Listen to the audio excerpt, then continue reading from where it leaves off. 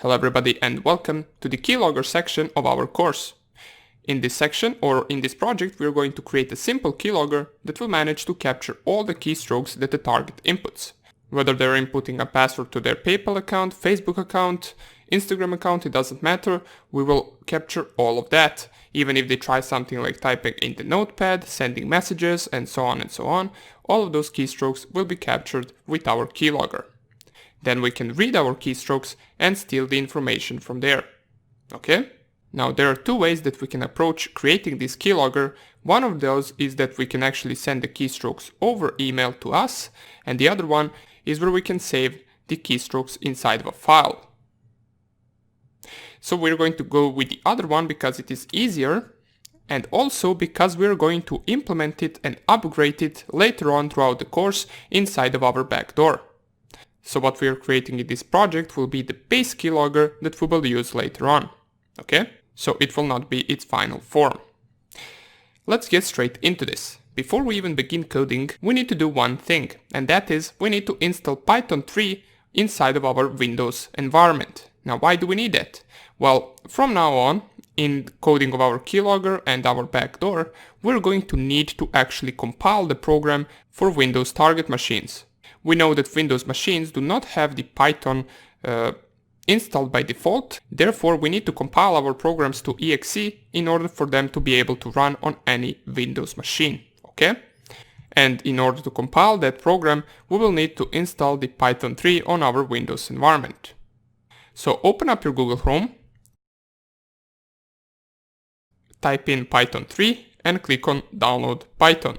It will lead you to the official page of the Python programming language, and it will tell you to download the latest version for Windows. In this case it says that the latest stable version is 3.8.2. We do not want to download this one since the Python version 3.8 has some problems with some of the libraries that we're going to use. Therefore we are going to install the version 3.7.6. or basically any 3.7 version that you can find, or below. It doesn't really matter as long as it is Python 3 and as long as it is relatively new version. This one came out around 3 months ago, so it will still be good to use. I'm not going to use the 3.7.7 version because it came out a few days ago and there might be some libraries that still are not supported by the newest version, therefore it is always good to go one version back. So click on Python 3.7.6. You can scroll all the way down and you can simply just pick which installer you want to download. In my case, I'm going to download the Windows x86 64 executable installer for Windows 64-bit. If you click on it right here, it will start downloading and it will download in just a few seconds.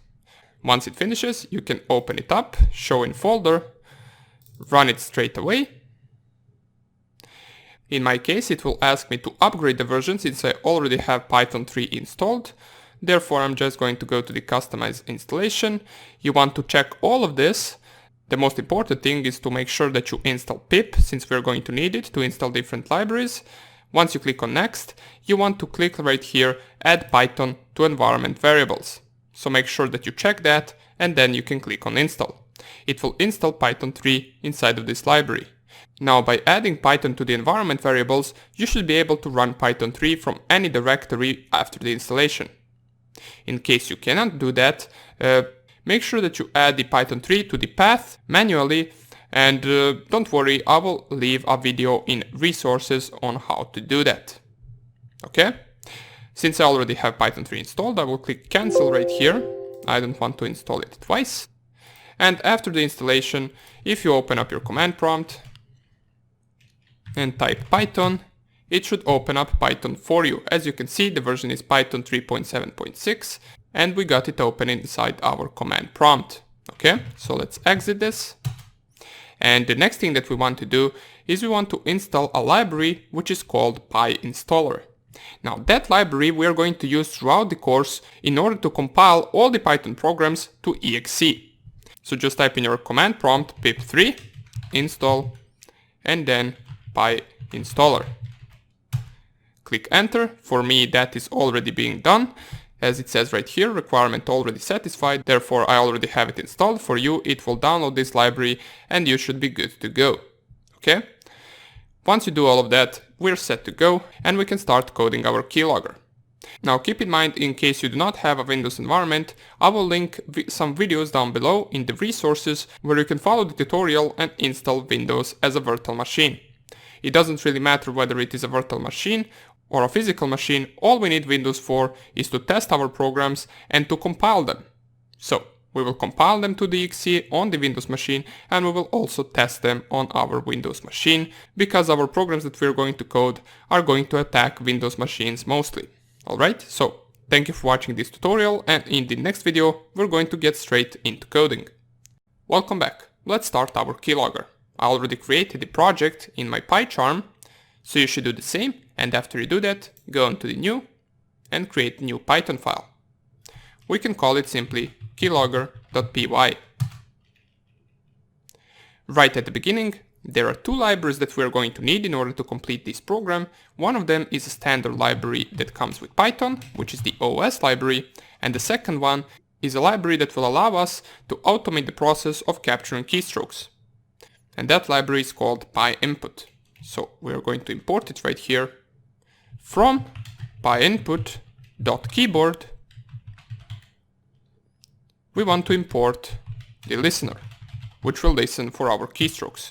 Now right away we can notice that this library does not exist, therefore open up your terminal and pip3 install pyinput.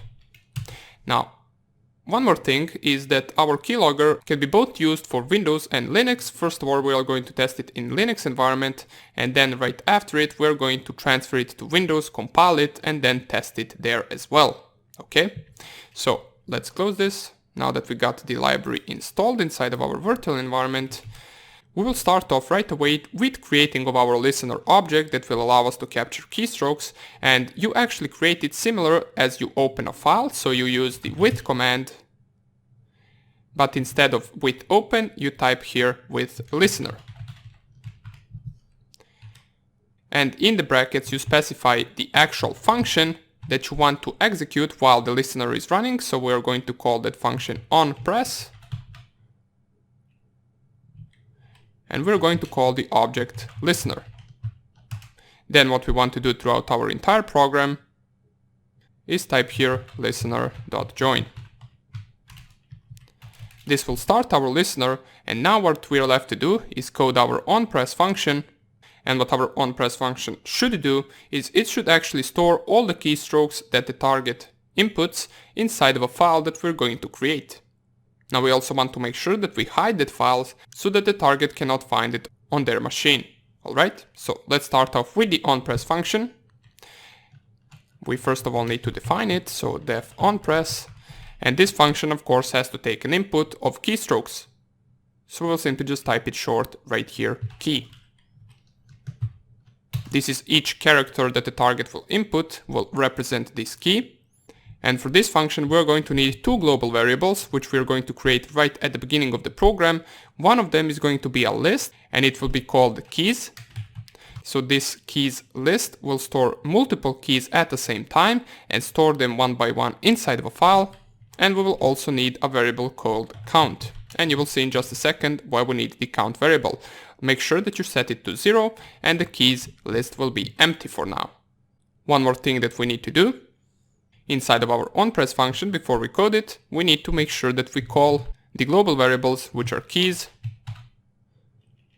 and count. So global keys, comma count will refer to the Python that we are using these two variables and not local variables inside of this function. Okay? Right away, first thing that we want to do, since our listener is started, and if we get to this function, that means that a key has already been inputted inside of a keyboard and has to be processed. Therefore, we will straight up add that key to the keys list. So keys.append. Append is a function that allows us to add elements to the list, and we want to append the key element or the character that was inputted inside of a keyboard. After it, for each character, we want to increase the count variable by 1, and we do that by specifying count plus equals 1. And after this, we want to store this key inside of a file that will store all keystrokes. Well, how we can know if a key has been inputted? Well, If the count variable is not 0, that means the key has been inputted. Therefore, we're going to check if count is bigger or equals to 1. We will straight away set count back to 0. And then we can create a function which will be called writeFile, and we will write keys to the file. And also right after it we want to make sure that we add keys to be equal to an empty list. And just so you can understand this, the reason why we're adding keys to be an empty list right after we write them to the file is because we don't want to write same things twice. So for example, let's say the target inputs something in their keyboard, we go to process this key, we append the actual key or the character inside of the keys list, we increase the count by 1, then we write those keys to the actual file, and if we don't clear the keys list, next time that the target inputs something, they will also write the first thing as well as the second thing that they typed in. So we will have everything doubled up. And if they write it the third time, the first two things will be tripled up. Therefore, we're just going to store unnecessary information or unnecessary keys multiple times. So that is why we set the count to be equal to 0 and keys to be empty right after we write it to the file. Okay? Now, this is the entire onPress function, and in the next video we're going to see how we can write them to the file, and we will also see how we can write some of the special characters that cannot be printed in a file. Okay, so thank you for watching this tutorial, and I will see you in the next lecture where we are going to code our writeFile function. Take care, bye! Welcome back, let's continue coding our keylogger. So what we did by now, we created a listener which will listen for the keystrokes that the target inputs. It will process them inside of the onPress function, which will process the keys one by one. It will add them to the keys list, and then it will write them to the file. And this is the function that we're left to code. Right after it writes them to the file, it will empty both the list and it will set the count variable to be equal to 0, so we can make sure that we write the next characters correctly. Alright, so let's code the writeFile function, and we can code it, well, let's code it below the onPress, why not? Right here we can define it, so define writeFile, and as we can see right here, it takes one parameter which is keys. So let's call it that as well, keys right here. And the first thing that we need to do is we need to open up our file where we are going to write it. Now here's where the program starts being a little bit different for Linux systems and for Windows systems. And let me show you what I mean. So at the beginning of the program, right below the keys and the count variable, we also want to create another variable which will be called path. This path variable will store the name of the actual file that we want to open up and write keys to.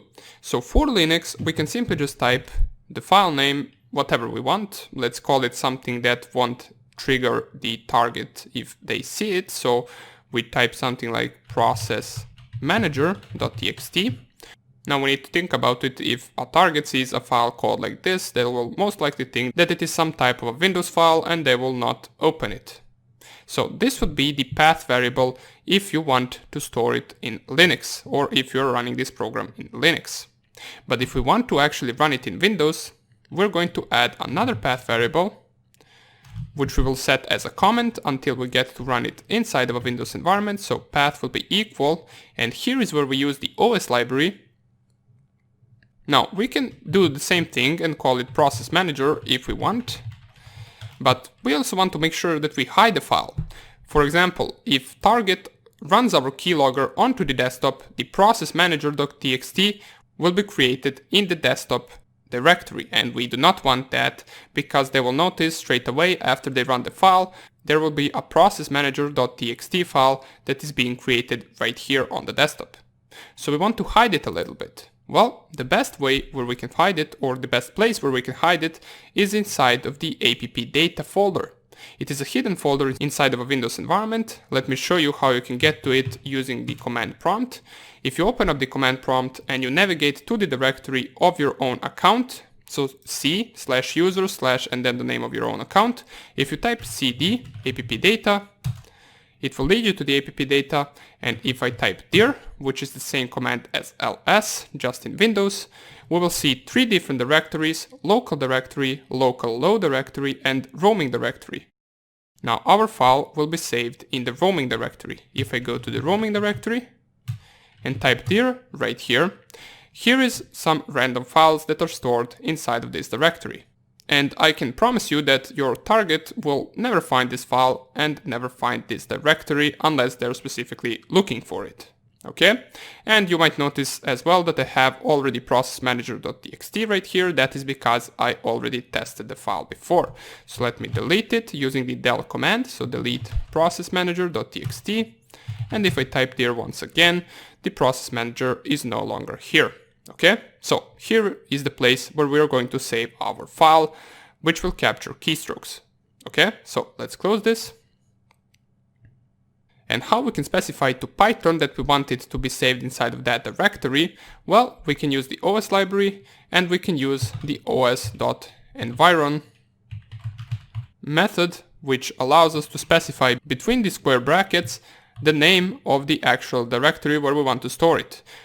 So we want to specify between these square brackets and between the single quotes app data. And right after it we want to concat this process manager, so we want to add plus.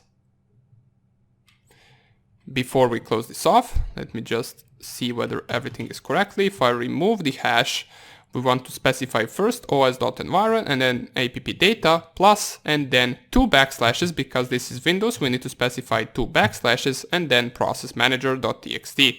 Okay? So once again, this line will be used if you want to run the keylogger inside of a Windows environment, and this line will be used if you want to run it inside of a Linux environment. Now for hiding this program inside of a Linux, well, you can simply just do something like root and then processmanager.txt, and then the actual program will not be in the same directory as your keylogger. But there is no need to do that because this keylogger is mainly focused on Windows machines. So let me just first of all add hash right here because we are going to test it first on the Linux machine. But before we even test it, we need to code our write file function. Okay, so now that we got our path specified at the beginning of the program, we can open that file for writing. So with open, and we specify that we want to open path, and the mode that we want to open it is neither reading or writing. We actually want to append to the file, because if you open it for writing, every time you write a new thing, the previous thing will be overwritten.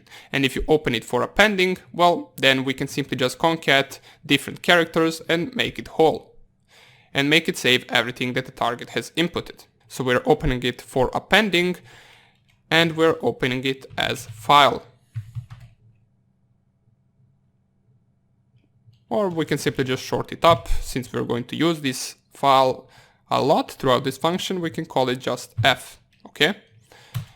Once we open the file, we want to iterate over the keys list, because remember, before we empty out this list, inside of that keys list are all the characters that the target has inputted. So we want to go in a for loop, so for key in keys.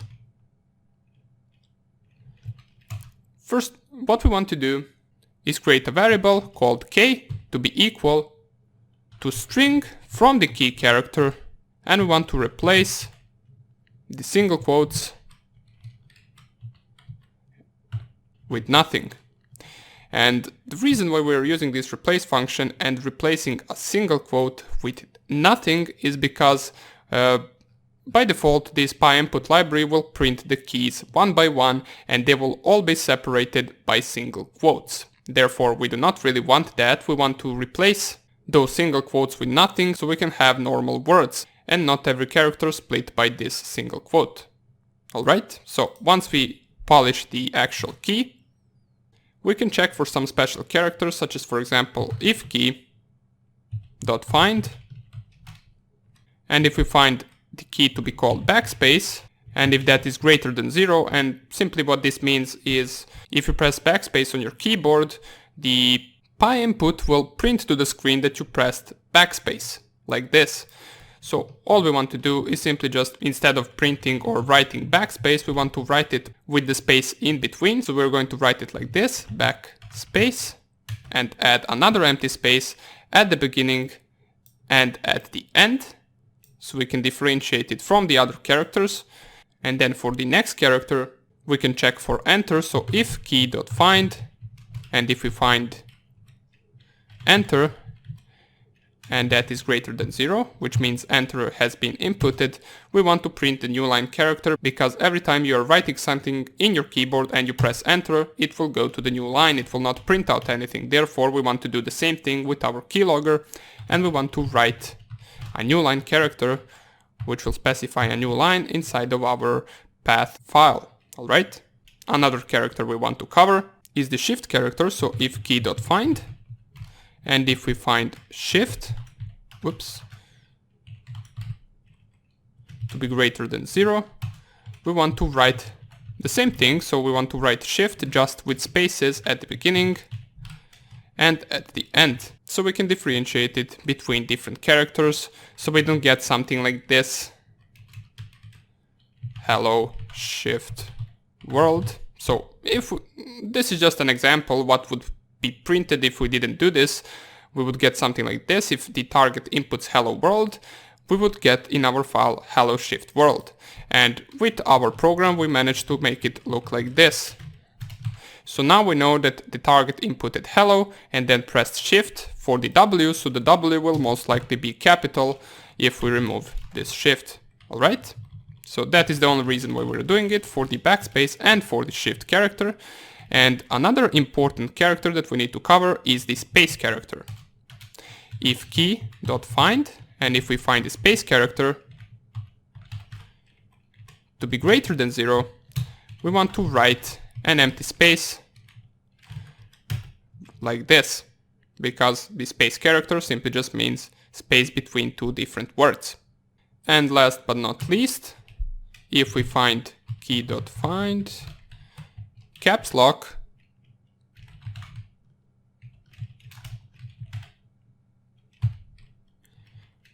to be greater than 0, we want to write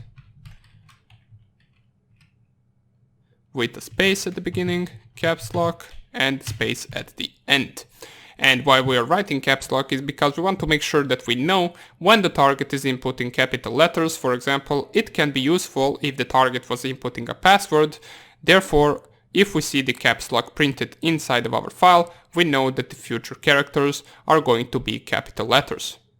And in any other case, for any other character, which is going to be simply letters, we want to print them or write them to the file.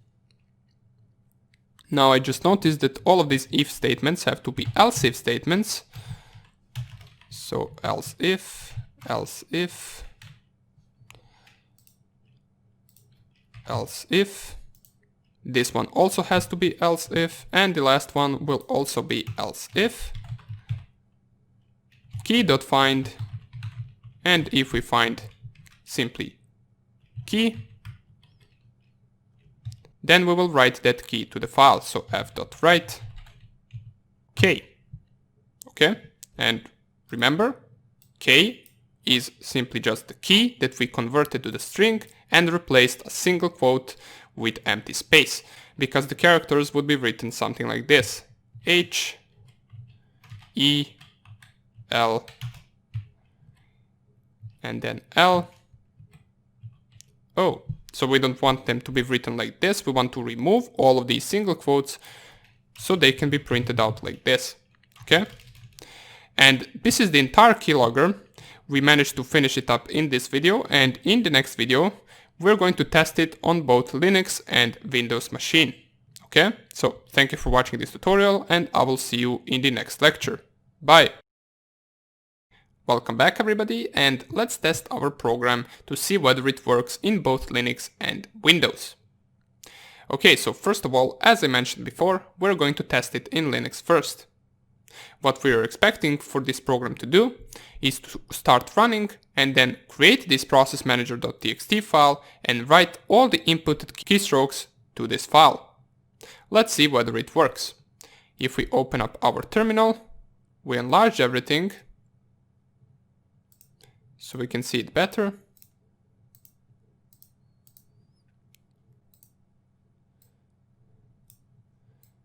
Then we navigate to the Keylogger project, so cd pycharm projects and then Keylogger, type ls right here, and let's run it with Python 3 keylogger.py.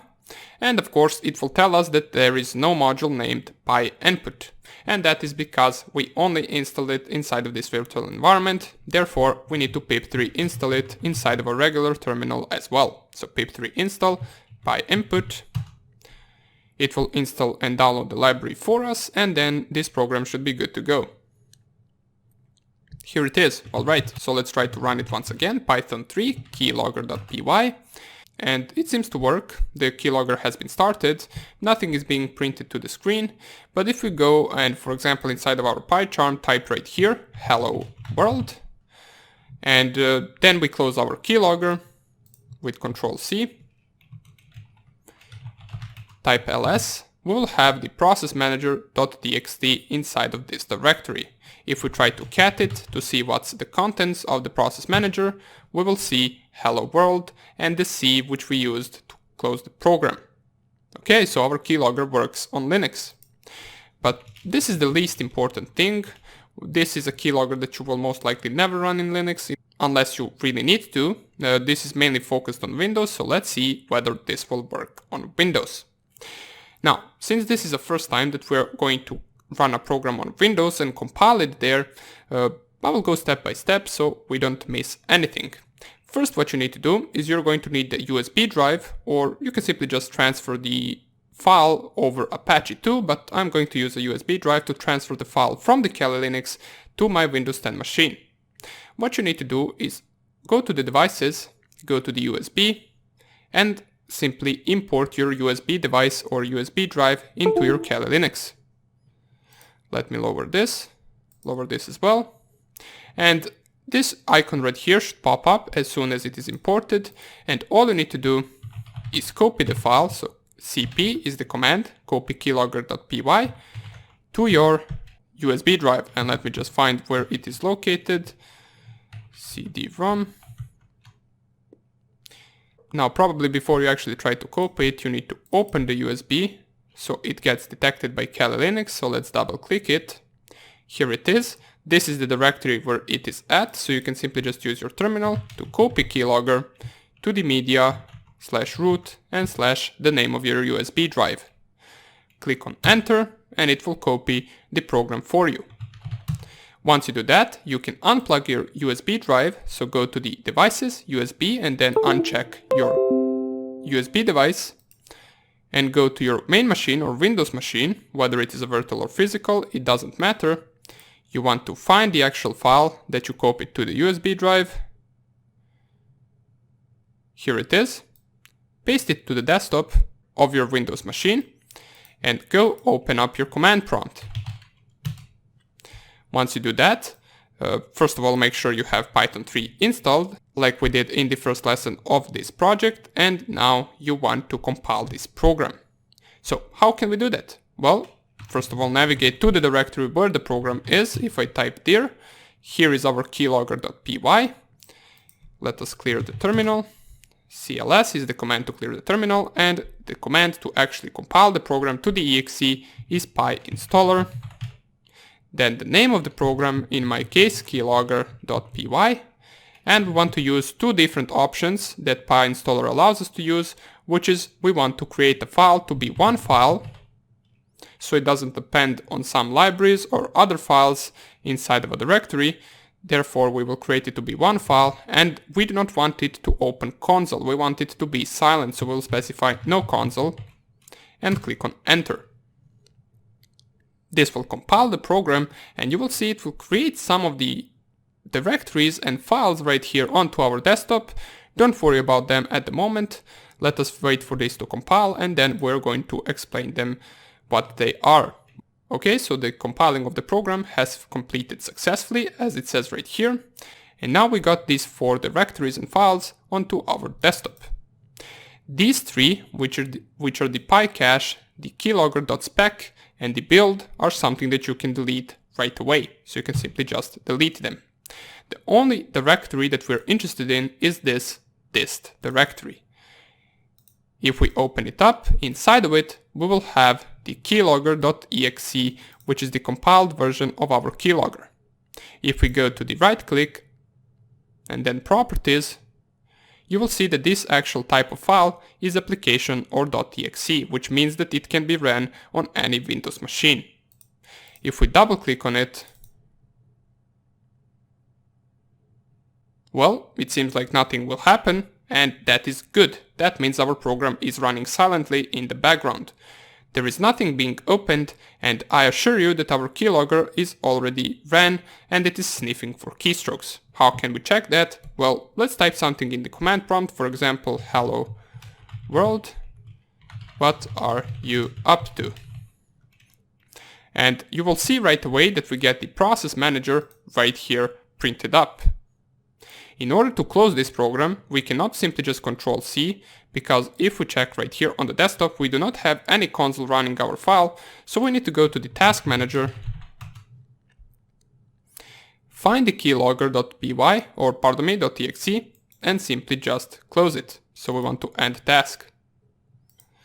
Then if we go to the process manager, we can see everything that the target has inputted during the running of the keylogger. So here is the hello world, what are you up to, and then shift task manager, which I didn't complete because it already showed it right here in the start button.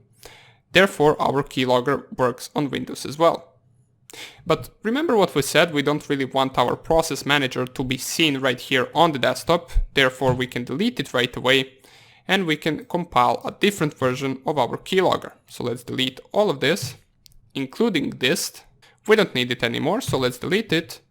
Go to our Kali Linux. And now what we want to do is we want to nano the keylogger.py.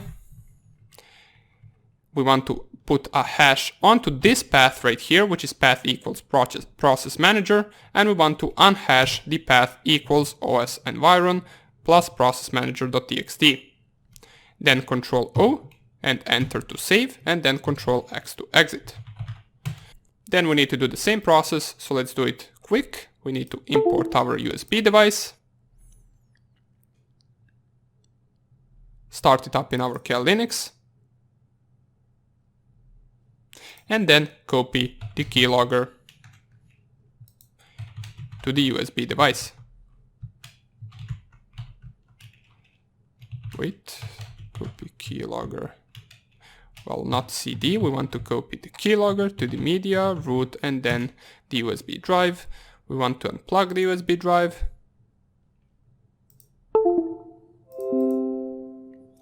Open it up.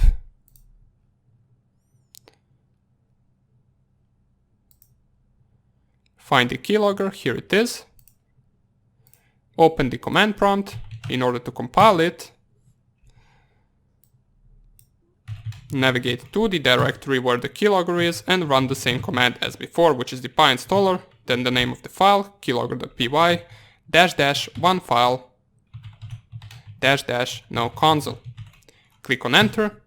It will perform the same process of compilation of the program as before, and then we should have our final version for now. Keep in mind, this is for now. We are going to upgrade this keylogger later on, but for now this should be more than enough. And let's see whether we manage to hide our process manager.txt file. Okay, so it has completed successfully. Let us lower this. We can delete the keylogger as well as these three files. Remember, we don't really need them, so we can delete them. We only need this. Paste it to the screen and run it. Once again, nothing is being opened. We can only see the file, the program being ran inside of our task manager right here.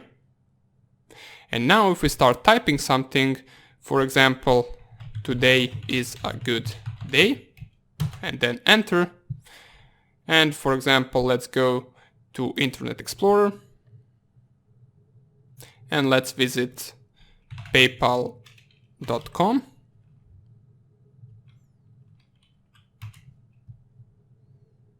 Go to the login and we type email test@gmail.com. Next, and then password can be password 123. Oops, I think I pressed 4, doesn't even matter. Click on login. Of course that account does not exist, but if we close our keylogger and navigate to the directory where the processmanager.txt is, and remember, it is in the directory of c/users/ the name of your account, and then cd app data to change directory to the app data, and then cd roaming. And if you type dir inside of that directory, you will have processmanager.txt. In order to print the content of this file, we can use the type command in our command prompt. So type processmanager.txt and press enter. And here is everything that we inputted into the keyboard while the keylogger was running. Today is a good day. Then I typed PayPal in order to find the PayPal. Then typed the email address, which is test, and used shift in order to create the @ gmail.com. And the password was password1234. Okay, so our keylogger works correctly and we managed to hide the process manager. With this, we finish up this project of creating keylogger, and in the next project, which is probably going to be our biggest project, we're going to create the backdoor with multiple different functions, such as, for example, running keylogger, capturing screenshots, executing commands, and so on and so on. So that will be our biggest project, and let's get straight into it inside of our next section. See you there. Bye.